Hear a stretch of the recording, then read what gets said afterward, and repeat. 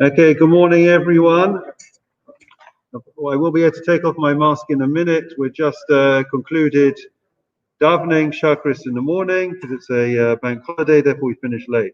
So today's learning is dedicated to memory of Beryl ben Shmuel Weinstein, Miriam Bas Ephraim Carrington, Shlomo ben Leib Krendel, Begala Bas Pinchas Mordechai Levi Gepner, Chaim ben Meir Rose, Mordechai ben Zorach Steen, Leah Bas Fiver, Rabbi Yaakov Tzvi ben David Aryeh, Tzivia Bas Mordechai, Avram ben David Slavin, Shom ben Yisrael Morris, Sephora Fegel Bas Reuven Balk, Shalom ben Eleni ben Bas Fiver, from Shisham Bas Yaakov Shmuel, Caleb Bela Bas Henach, Yirmiyahu Yechir ben Echav ben Moshe, Eliezer Sar Malka Bas ben Yomen.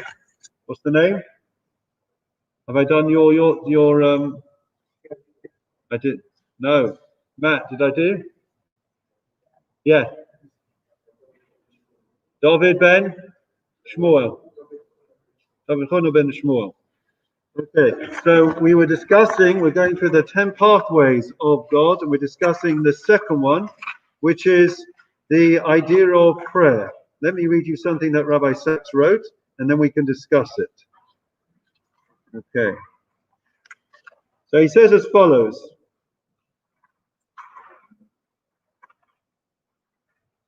Find the right page in the Balagan of this morning. Page 6 we're up to. He says as follows. It takes courage to believe Jews need no proof of the apparent injustice of events. It is written on the pages of our history, Jews had no power or earthly glory.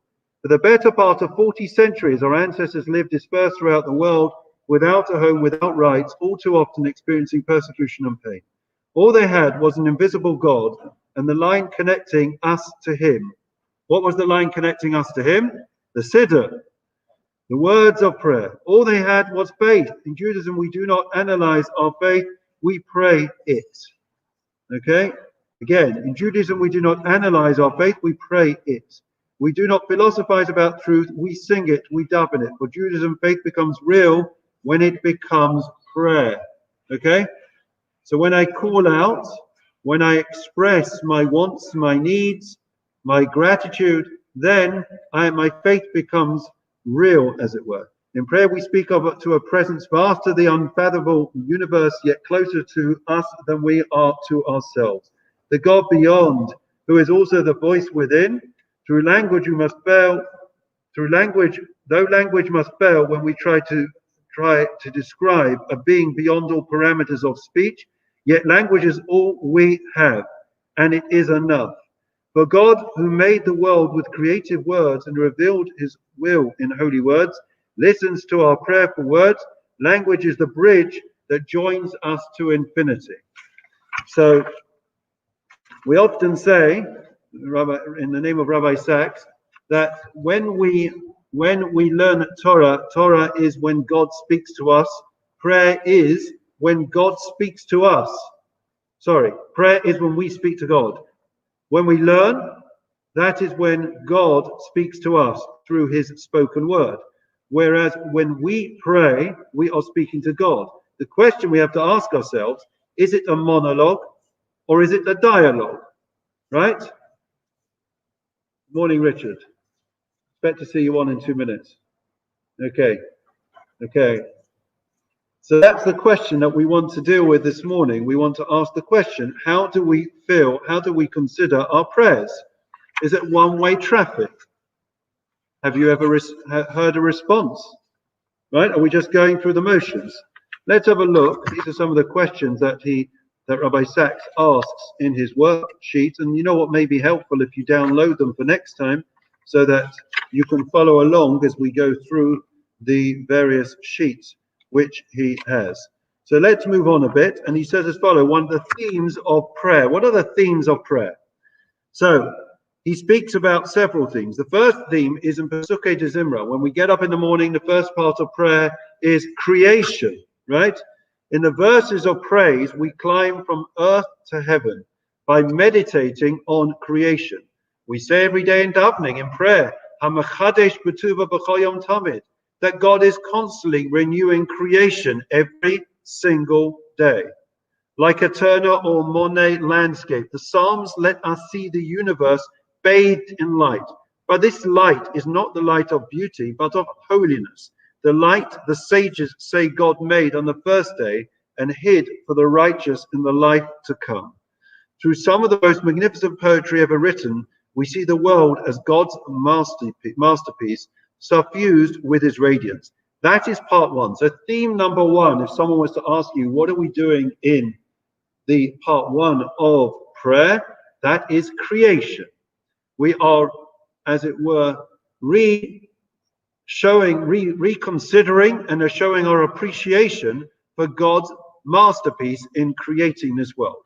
Number two is the Shema and the Amida, which is, in Rabbi Sachs' terms, revelation. By the time we reach, he says, Baruch Hu, and we'll stop after this, by the time we reach Baruch Hu and the blessings of the Shema, we have neared the summit. Now we are in heaven with the angels. We have reached revelation.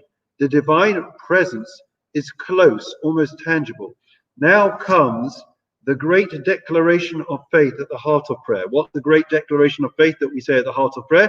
The Shema. Shema Yisrael, Hashem Elokeinu, Hashem Echad, where we affirm our faith, declare the oneness of God, that there is God and there is nothing else but God.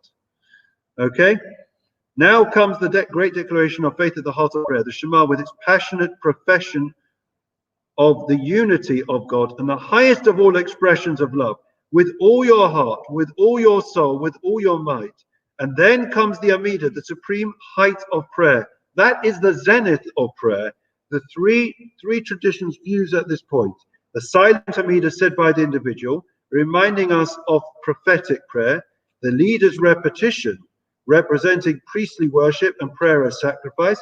And then the Kedusha, prayer as a mystical experience. And we will go on next time to understanding about the last part of prayer, which is the redemption with prayers, which we recite at the very end of the Amida. Okay, but let us ask some questions. Okay, we can discuss it over the next couple of sessions. So when we think about creation, I presume that most of us see it as unilateral, right? One-way traffic. God was and is the creator. Okay, where do we stand in creation? What's our role? Are we just passive, just witnesses and bystanders, or are we in any way involved in creation? Question number one. Question number two, when in our prayers, specifically in Pesukei de Zimra, can you see examples of magnificent poetry that describes the world as God's masterpiece? Okay. Final question. The second theme is revelation, when God reveals or communicates something to us. How is standing in front of God and praying like revelation? Right? How is it when we stand and pray to God that we could in any way feel revelation? These are the questions for today. Answers on your postcards. We'll now that everyone's gone, we're able to take off our mask, and we would like to say good morning to everyone now that I can see. You can see me. To Carol, to Peter, to Mervyn, to Michael, to Caroline, to Rachel, to Eitan, to David, to Estelle, to Pao, to Harry, to Helen, to Richard, and to Pao. Again, good morning to each and every one of you and all the other viewers and listeners that are out there that are joining us this morning.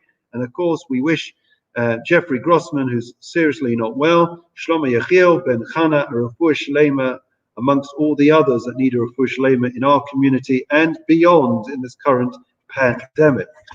So we will now recite Psalm 23, okay?